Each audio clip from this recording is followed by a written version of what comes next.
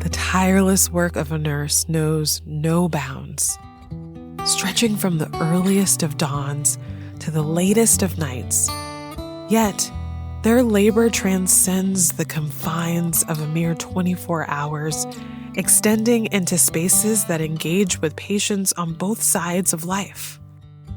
In the journey of Oregon-born nurse Megan Ludeña, this expansive experience becomes vividly apparent through the care of a single maternity patient. She came into triage and discovered that her baby had died in utero. So she had just found that out, and she was in the place of deciding with her partner if they were going to go home for a little bit and to kind of let it settle and come back in the morning, or if they were going to stay and induce labor to move through the next stages. Megan provided steadfast care for this family throughout one of the most challenging possible experiences. The whole time, offering a unique blend of sensitivity while carving out a nurturing space that only she could create. All throughout my time caring for her, it was kind of like, it wasn't a roller coaster, but it was just like a really normal human interaction, whereas there were times that she felt really sad and her partner was really sad, and I'm getting a little choked up. But it was a really beautiful birth. It was such profound silence, because normally everyone's excited and cheering and the baby's crying, or we're talking to the baby to get the baby crying. And that baby didn't cry and wasn't ever going to cry. This narrative is just one thread in the intricate tapestry of a nurse's career, a journey marked by the constant holding of others' highest and lowest moments. It involves navigating the minefield of different professional egos alongside the profound pain of those who are suffering, all the while maintaining a growing encyclopedic knowledge of ailments as well as treatments. Despite these burdens, there are moments of profound reward. On Megan's last day in that unit, a couple of years later, that very same patient caught sight of her, this time bringing Megan news of a different variety. I was walking down the hall and she says, "Megan." And I look and it was her, and she was there having her next baby. Oh, and, like everything was, day. It was my last day. Like, the serendipity of this coincidence served as a poignant reminder for Megan that as a nurse, as a Black healthcare practitioner, her care truly can make a lasting difference. Yeah, so I think that's just like the culmination, I think, of nursing and what it means to be a nurse and to be fully present for people, and how important it is that we as nurses can show up and be just what our patients need in that moment. Welcome to Black Care Matters, the show where we honor the unique experiences of Black nurses working in the Pacific Northwest. I'm your host, Rashida Quinn. And recognizing that Black lives matter, it's crucial that the care for these nurses also matters. Cultural white supremacy has had a detrimental impact on the American healthcare system. Each nurse's story reveals rich insight towards the possibilities of a better future. In our conversation today, Megan Ludeña delves deeper into the various dimensions of care. She reflects on how she tends to herself, and also how supporting others, irrespective of their background, became not only her avenue for human connection, but also her very purpose in life. She unveils the challenges of this profound realization while growing up in Oregon, a state full of prejudicial roadblocks for biracial children like her. It's a conversation resonating with honest and profound strength right here on Black Care Matters.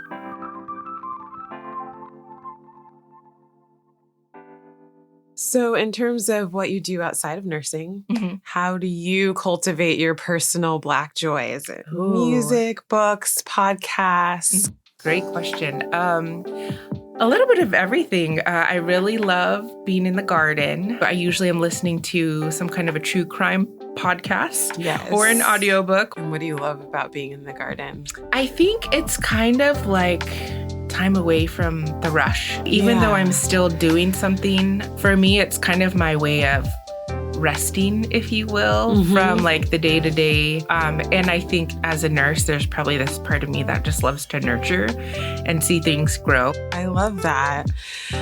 Pacific Northwest folks like their gardens. I know you like to listen to music and see live concerts. And it sounds like you grew up listening to Snoop Dogg and Warren G. I did. Yeah. And I got to see both of them live, which was really fun. We went to the Snoop Dogg, Warren G, Wiz Khalifa concert, and then went to see Janelle Monáe, which was amazing. That was my second time seeing her, so it was really great. This time I took my daughter and my best friend's daughter, so it was really fun to take two adolescent girls who are coming into womanhood and what it means to be independent and take pride in your body and not feel shameful about sexuality and all those things. It was really great. I love that. Yeah. Do you feel like music is a way that connects you to Black culture? I think music connects me to Black culture, but also to humanity, right? And I did kind of grow up in the church. And so I feel like, gospel music and like that kind of music is always something I go back to, like for centering, I think, too. Yeah.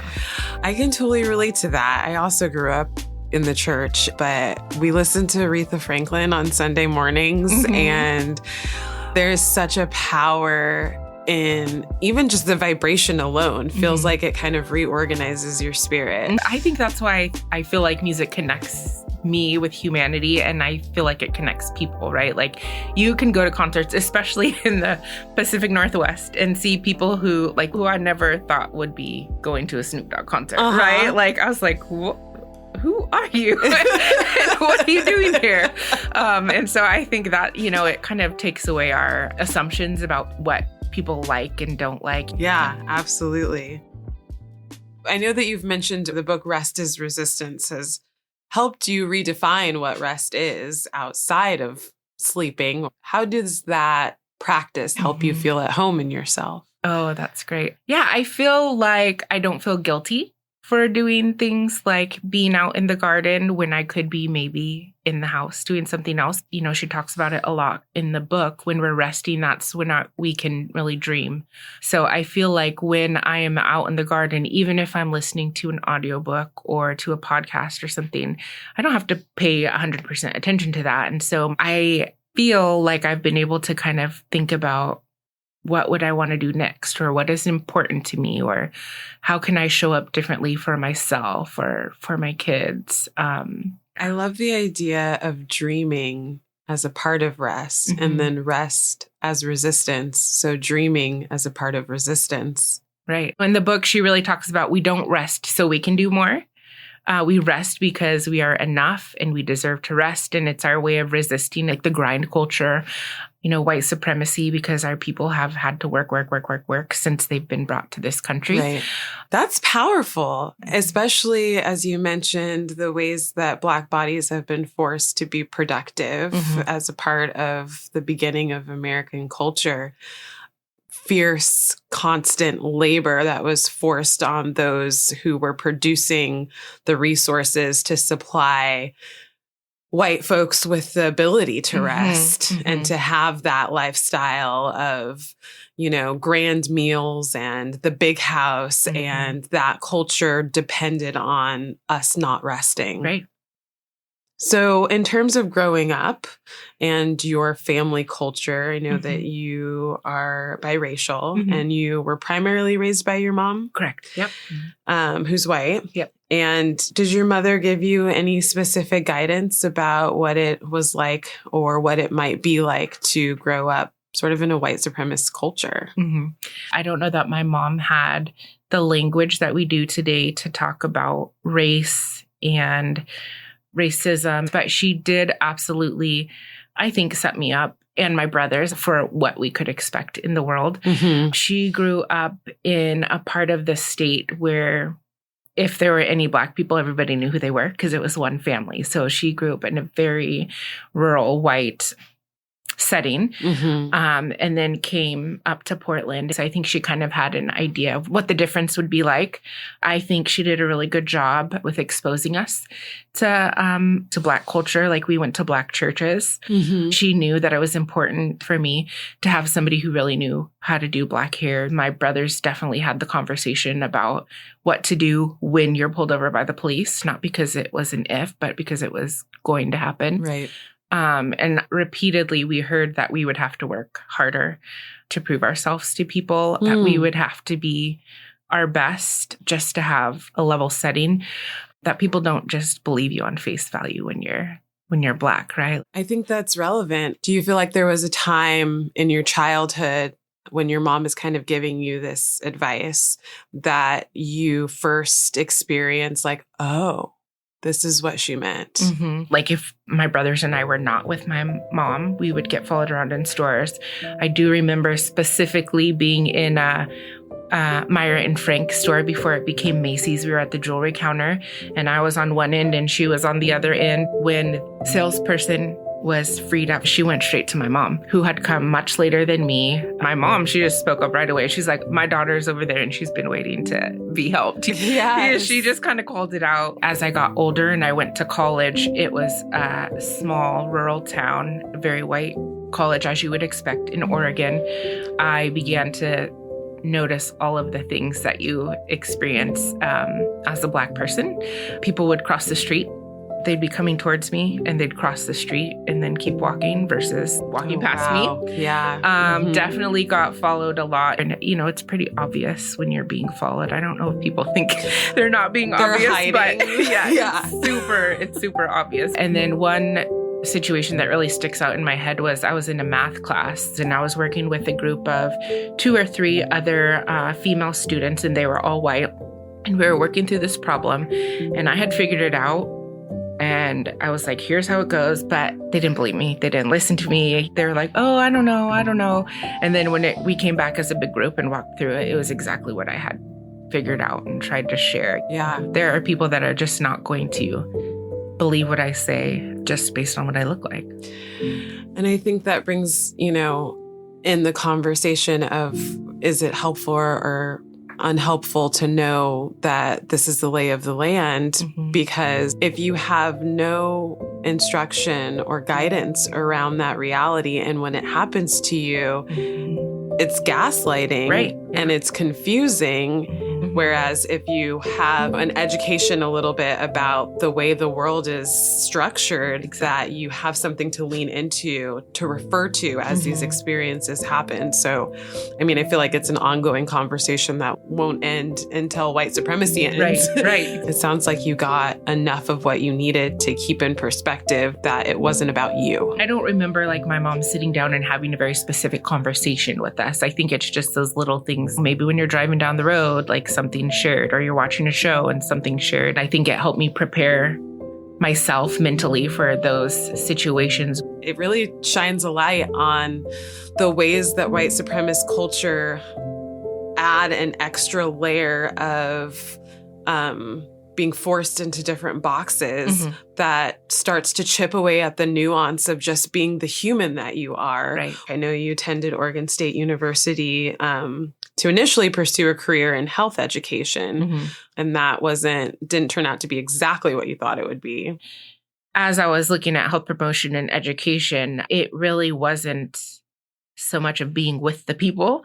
And I realized that that's really what I wanted. I wanted to be able to connect with people. Right around that same time, there was a nurse who was at the church that I was involved in at college. She was a Black woman. I started talking with her and she was telling me about her career in nursing and about how much she loved it. She loved working with older people. She loved being able, in the context of our church, being able to lay hands on people, right? And so not that she was necessarily praying over them when they didn't ask for it or anything, but, there's something really therapeutic about touch. All of these things were like, this sounds so much more like what I'm thinking about and wanting to do in healthcare. Like, I want to be with people. I want to impact their life. So her name was Angel, and we are still connected because she's a part of the Black Nursing Association of Oregon, which is really exciting. As two Black women in a space that's predominantly white, that encouragement came from a peer within your culture. Right. It seems like what helped you shift your focus and what she shared with you was this connection with people. And then as you came into nursing school, were there any sort of barriers that you encountered in that transition? When I was really thoughtful about where I would be okay going to nursing school, I had just come from a small rural college town, which, being in a really diverse high school, like, I could just be friends with whoever I wanted to because there were so many different types of people. And then, when I went to college, it felt like I really wanted to be more with Black students because there are so few of us and we had this really unique experience. I mean, these types of barriers that are not the same for white students really make a difference. There's 3 major programs kind of in the Portland metro area. I knew very firmly that there was one campus in particular that I would not go to, even if that meant not going to nursing school at that time, because there was skinhead activities happening in that part of our state where that campus was located. Wow. So I ended up just applying to 2 programs. And I knew that, like I said, even if that was the only program that I was admitted to was at that campus, that I wouldn't go because it just wouldn't have been a safe space. Right. Going into nursing school, there really aren't a lot of other people of color. I didn't have any Black professors. I don't think I ever worked with another Black nurse. I think our profession has done a great job of getting more men into nursing, but we still have quite a gap when it comes to racial and ethnic diversity. I mean, that's massive in terms of what it means to find your place within your field, because your counterparts are surrounded by people who look like them constantly. And there's nowhere in the process of applying that's being acknowledged. Right. Yeah. That there's any recognition that Black students can't go to the skinhead campus. Yes, exactly. Like, where's that on the application form? Right. And I mean, when you think about, that's thinking about like physical safety, right? Like very overt, obviously, like that would not be a physically safe campus. These other ones, they might not be psychologically safe if you're the only Black person, but you're willing to do that, obviously, over being physically unsafe. When you're in a predominantly white state, these are things that you have to be aware of. And it's just a different setting, than being in a diverse population where that's not as much a part of how you prepare for your career. As you moved into your career, and you've mentioned that you just love being a nurse, that it's a part of your personality and how you introduce yourself to folks. Yes. What about being a nurse makes you feel connected to yourself and your community? I think being a nurse is part of my purpose, right? Part of my purpose for being on this earth is to connect with people, to make their lives better in some way. I also feel like the nursing community is also part of the community at large. And I feel like I'm starting to really understand what it means when people say we need nurses at the table, or we need the voice of nursing everywhere, really. I love hearing that. When I think of care in general, I think the nurse's voice is such a natural part of like what that dialogue and that discussion needs to be. And it connects you to a part of why you're on the planet. There's so many different things that we can do as a nurse too. And so I think it's really important that we continue to reflect and say like, the work that I'm doing right now as a nurse, is this connecting me to my purpose? Or am I satisfied in this work? And it's not just the day-to-day tasks, but it's looking at the bigger picture. I know you've mentioned as a biracial person that sometimes others see you as racially ambiguous, and that has opened doors in terms of your ability to support Black and Brown folks from many different cultures in the nursing space, in the healthcare system. What has that looked like? How has that allowed you to help navigate caring for those populations? I think in two ways. One is the way that I look, and the other is that I also speak Spanish. We had a lot of Spanish-speaking patients, a lot of whom would come seasonally to the area. And so they wouldn't necessarily have a lot of family. They wouldn't have a lot of community connections.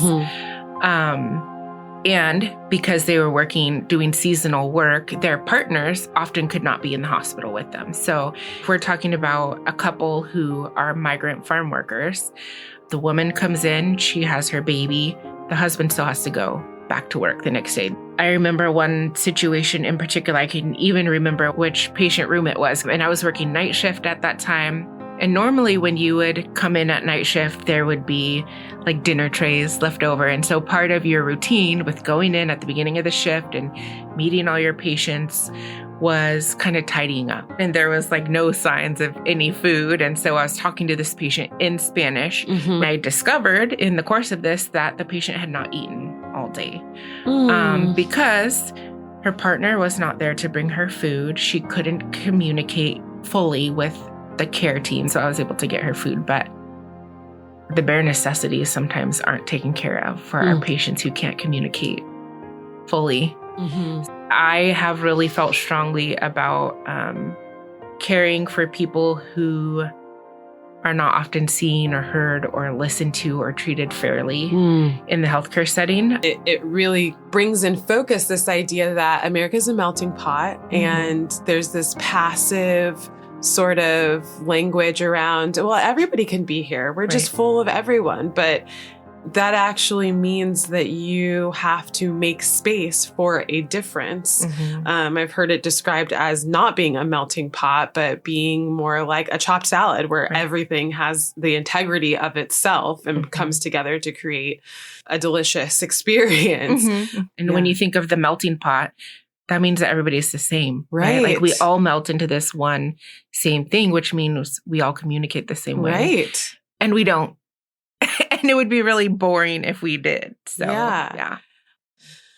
Megan, this has been such a rich and full-bodied conversation. I'm so happy to be a part of it. Thank you so much for sharing. And I am sure our listeners are going to feel just as enriched and enlightened and cared for by listening to it as I do. Thank you. Thank you for having me. And I hope everyone can understand what I was saying when I was crying. Yes. I'm struck by the tenderness with which Megan refers to her mother's efforts in preparing her for what she could expect being a biracial child in a white city. It sounds like her mother really stepped outside of the flow of white supremacy culture and supported her children as best she could in their Blackness. Often white folks respond with anger or apathy when the subject of addressing racism arises. I love how Megan's mom just does her best. You know, the first step is not to ignore it and speak up. It's a shame any mother has to prepare her Black child for the tar pit of white supremacy, but support goes such a long way. I loved hearing how Angel, a nurse featured on this show, was a leader in Megan's discovery of nursing. Community and family support are powerful game changers in the path towards Black success, especially in places like the Pacific Northwest. Megan has become this incredible supporter for her patients and her colleagues. The support is passed on in this beautiful flow. When the people around us go out of their way to really see us and see what surrounds us, being honest about reality, even when it's uncomfortable, we in turn learn to see others in a world suffering with so much war and heartache we can all stand to open our hearts and eyes as much as possible. The consequences are great when we turn away from each other's reality. And the love, even greater when we join hands turning toward the oppressive structures we seek to change, offering support. Join us next month for another inspiring story from these incredible Black nurses. Black Care Matters is presented by the Alliance of Black Nurses Association of Oregon, sponsored by the Oregon Center for Nursing, and was recorded at KBOO Studios here in Portland, Oregon. This episode was produced by Ida Hardin, with production support and mix mastering by Ramoy Phillip. Our executive producer and host, myself, Rashida Quinn. The Black Care Matters podcast website was designed by Brendan Quinn, with portrait art created by Ryan Alexander Tanner. Special thanks to Danae Hall of the Alliance of Black Nurses Association of Oregon, Kelly Castanegro, and our team at KBOO, Jezaniah Hawthorne, Zoe Ezekiels, and Selena Flores. This podcast would not be possible without the generous grant from Oregon Center for Nursing. Thank you to our grant team, Rick Allgeier, Dawn Schoenthal, and Callie Giesler. And here's a special invite to all of you, our listeners. Please engage with what you hear and learn on Black Care Matters. Did listening to an episode remind you of a racialized experience you had in healthcare? Did it strengthen your commitment to anti-racism in your own workplace or community? Did it bring up questions about how you can better speak out against white supremacy culture? Please reach out with your questions and comments at blackcarematters.org/contact. We would love to feature our listeners' feedback on a special episode of Black Care Matters. Your voice matters. Listen to Black Care Matters wherever you get your podcasts. And while you're there, why don't you leave us a review? Your words really do help us reach a wider audience. It's been a pleasure sharing this with you. We'll have a new conversation for you next month. Until then, remember, Black care does matter. It's a matter of how we make those words count.